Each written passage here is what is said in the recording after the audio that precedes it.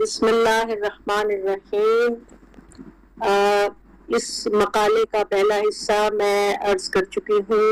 موجودہ دور میں مادیت پرستی کا رجحان اور اہل عرفان کی تعلیمات قوت، تو جو پچھلا ہمارا مقالہ تھا اس میں مادہ پرستی کے حوالے سے بات ہوئی، جو آج ویسٹرن کیپٹلزم سے جو مزاج بن گیا ہے، جو معاشروں کا ایک ثقافت بن گئی ہے کہ ہر چیز کو نفع نقصان کے ترازو میں تولا جاتا ہے اور مادہ پرستی سب کے اوپر غالب آ چکی ہے۔